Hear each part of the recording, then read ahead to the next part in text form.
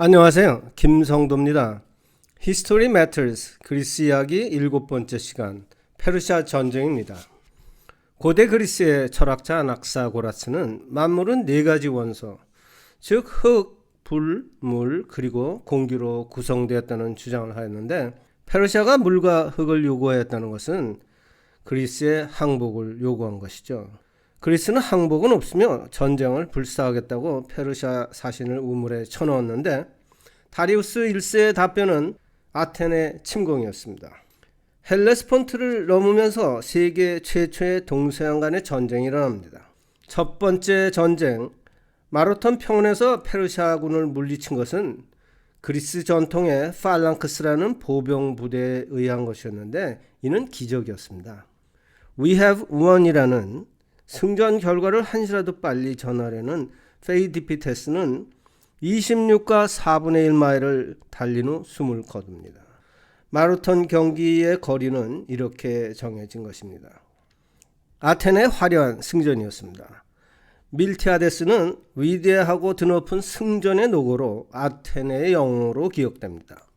페르시아 전쟁으로 명명된 이 전쟁은 중요한 의미를 담고 있는데 동양의 전제적 국가체제, 즉 일사불란한 위계질서 아래에 획일성을 상징하고 서양의 개인 도시체제, 즉 자유개방 정신 위에 다양성을 표방하면서 갈등의 역사가 개시되는 순간으로 동양과 서양이 대결하는 최초의 역사적 전쟁입니다.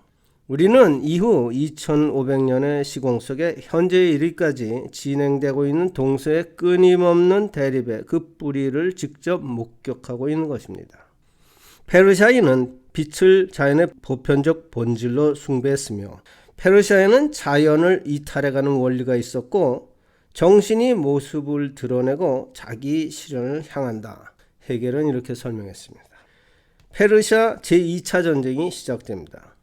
다리우스 1세의 염원을 완수하기 위해 그의 아들 크셀크세스는 오랜 준비 끝에 다시 헬레스폰트를 건너는데 아테네인들은 델피로 뛰어갔고 신탁은 Fly to the end of the earth라고 했는데 신탁을 해석하면서 이에 대한 실무대책으로 코린토 회의가 열렸고 이곳에서 모든 국가들은 스파르타에게 정권을 맡기고 그들의 지휘를 따른다는 것에 합의했습니다. 그리스는 두 개의 지역으로 방어선을 설정하였고 아테네는 테미스토클레스 장군이 에우보에아 섬 북쪽 해협인 알테미시움에서 해전으로 스파르타는 레오나이다스 왕의 지휘 아래 텔모필레 지역에서 육군전으로 스파르타에서 가장 중요한 기관은 아고게였습니다. 시민의 아들은 7살이 되면 아고게에 입학하여 20살까지 13년간의 공동사회 속에 엄격한 군사훈련을 받게 되는데 육체적 훈련은 물론이지만 가혹한 형벌, 매질, 극기훈련, 인내심, 소량의 식사 등으로 강인한 성격을 형성시키는 데 중점을 두었고 무엇보다도 오직 공포와 두려움이 없는 용기를 가장 중요한 덕목으로 가르쳤습니다. 용기를 군인 최고의 자질로서 칭송하고 무기 사용법이나 전술훈련보다도 두려움을 일으키는 요소들을 제거하는 다양한 훈련을 집중적으로 받게 되었는데 당시 부모들의 제일 큰 관심거리는 자식이 용기를 소유하였느냐 그런 것이었습니다. 18살이 되면 여자와 자는 것이 허락되었고 일단의 교육 과정을 마치면 정규 군인의 시종으로서 실전에 투입되어 또다시 10년의 경험을 쌓아야 했고 결석 사유 없이 모든 소양 과정에서 통과되어 30살이 되면 스파르타의 완전 시민의 자격을 얻게 됩니다. 시민의 의무는 60살까지였고 시민이 되는 것이 스파르타인으로서는 최고의 명예였습니다.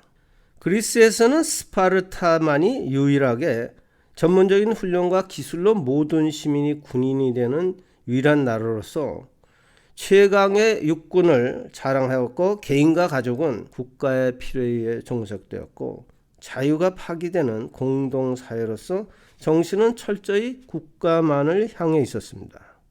스파르타는 다른 나라와 달리 성벽도 쌓지 않았고 군인은 그야말로 인간 방어벽이었습니다.